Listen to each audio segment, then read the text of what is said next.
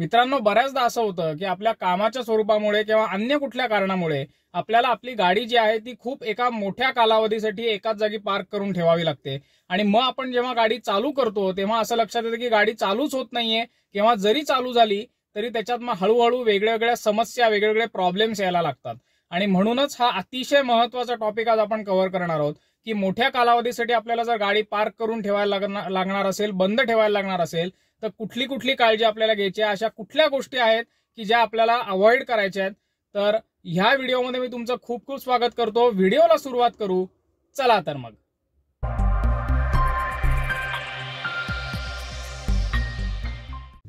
आता पहिली आणि अगदी ऑब्व्हियस गोष्ट ही तर तुम्हाला माहिती सुद्धा असेल किंवा अनेक लोकांनी सांगितलेली असेल की गाडी आपली जर खूप काळासाठी बंद राहत असेल तर पहिली काळजी आपल्याला अशी घ्यायची आहे की आपली जी बॅटरी असते ती डिस्कनेक्ट करायची. कारण बेसिकली असं असतं की गाडी जरी एकाच जागेवरती उभी असली तरी बऱ्याचशा इलेक्ट्रॉनिक गोष्टी ज्या गाडीमधल्या असतात त्या चालू असतात आणि स्लोली त्या बॅटरीची पॉवर कन्झ्युम करत राहतात.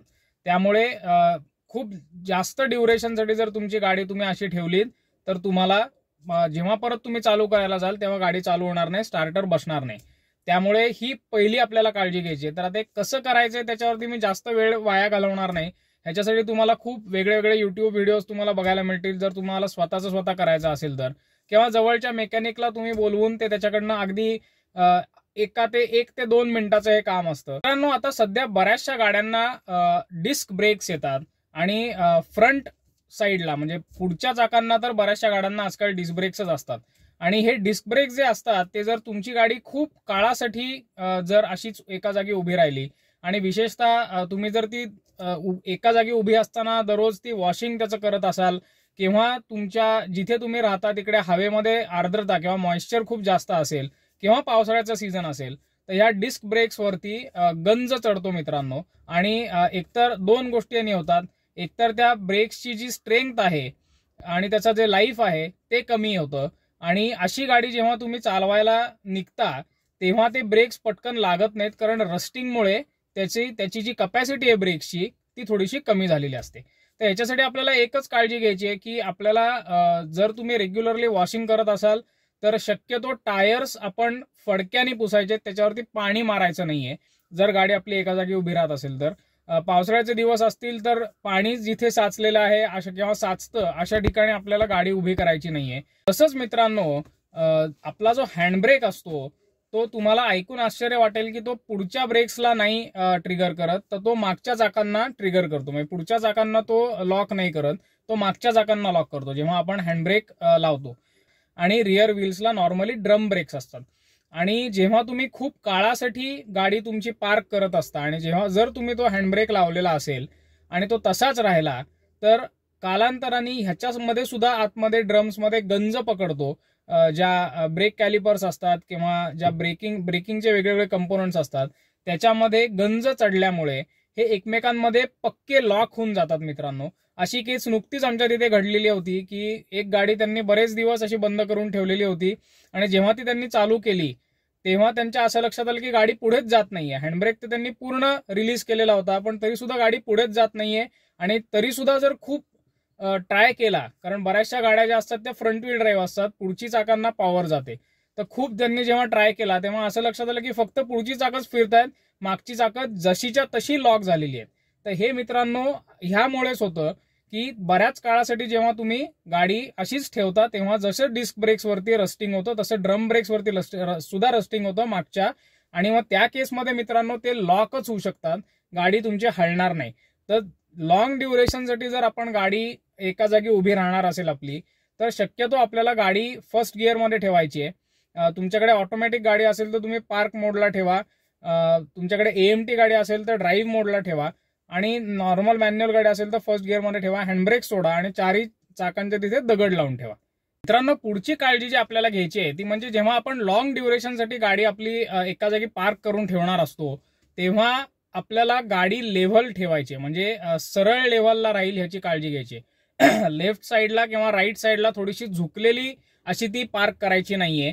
ह्याचं कारण असं आहे की अनइव्हनली किंवा अनबॅलन्स पद्धतीने आपलं जे सस्पेन्शन असतं ते एका साईडचं दाबलेलं राहतं मोठ्या काळासाठी, त्याच्यामुळे त्याची जी स्प्रिंग ऍक्शन आहे किंवा हायड्रॉलिक्स वापरलेली असतात त्याच्यामध्ये आपल्याला प्रॉब्लेम्स येऊ शकतात. दुसरं म्हणजे ज्या बाजूला आपण गाडी झुकलेली आहे पार्किंग केल्यानंतर त्या साईडची जी व्हील्स आहेत त्याच्यावरती जास्त नेहमी लोड येतं, कारण बॉडीचं जे वेट आहे ते त्या साईडला जास्त ट्रान्सफर होतं.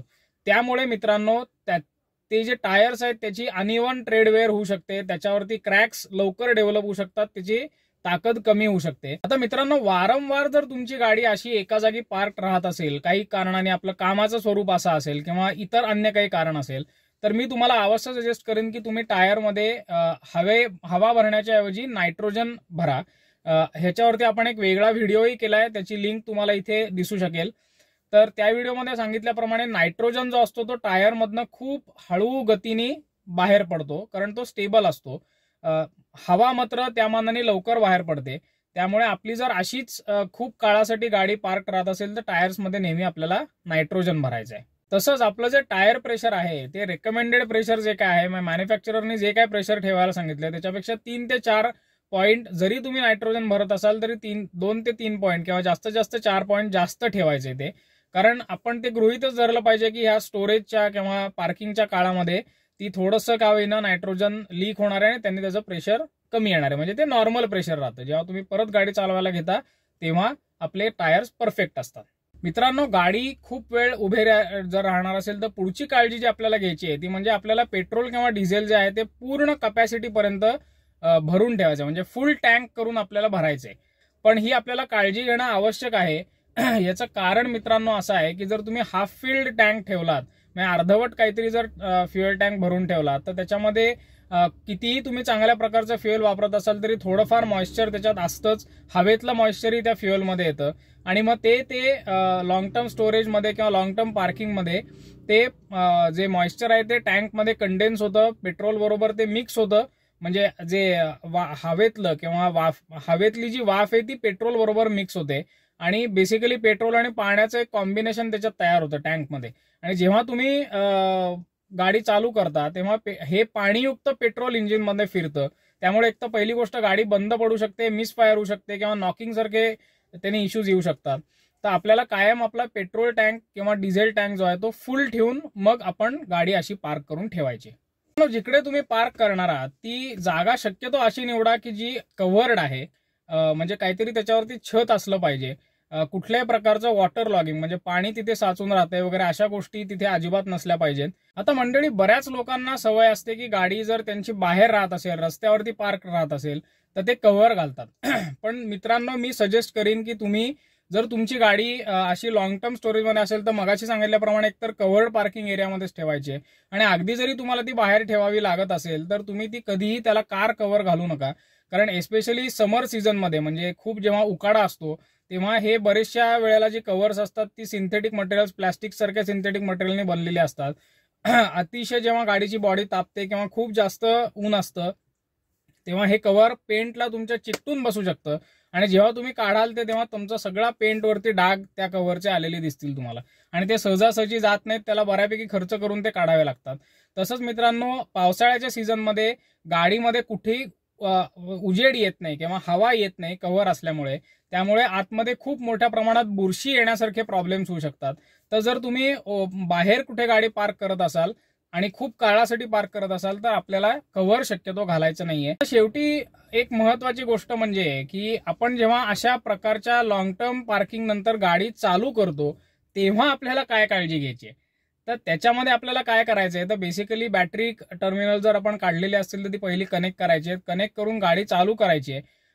कारण तुमची गाडी चालू होईल आणि त्याच्यानंतर 10 ते 15 मिनिटं गाडी अजिबात जागची हलवायची नाहीये, आयडलिंगलाच ठेवायची. गाडी व्यवस्थित गरम होऊन देत. गरम म्हणजे कुठपर्यंत, तर आपला जो हॉट कोल्डचा जो इंडिकेटर असतो तुमच्या गाडीमध्ये जर तो नसेल, काही मारुतीच्या गाड्यांना तो आजकाल येत नाही इंडिकेटर, तर त्या केसमध्ये तुम्ही एक 15 ते 20 मिनिटाचा स्पॅन ठेवू शकता की 15-20 मिनिटं तुम्ही फक्त गाडी चालू ठेवा आणि त्याच्यानंतरच गाडी हलवायला घ्या. म्हणजे त्याच्या अगोदर गाडी हलवायची नाही.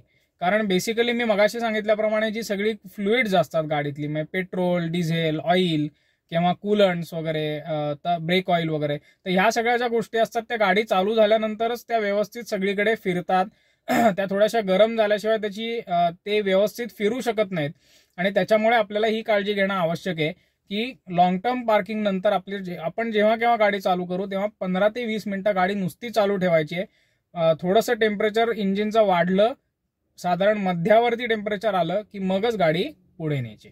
तर मित्रांनो, आजचा हा व्हिडिओ तुम्हाला कसा वाटला? हा खूप महत्त्वाचा विषय होता. आवडलेला असेल तर नक्की लाईक करा. हे असे व्हिडिओ बनवण्यासाठी खूप रिसर्च करावा लागतो, खूप मेहनत घ्यावी लागते. तर चॅनलला जरूर सबस्क्राईब करा आणि माझ्याशी संपर्क साधायचा असेल तर माझ्या व्हॉट्सअप नंबरला जो इथे दिलेला आहे तिथे नक्की कॉल करा. Kiran Abhyankar from the right drive Marathi signing off. धन्यवाद.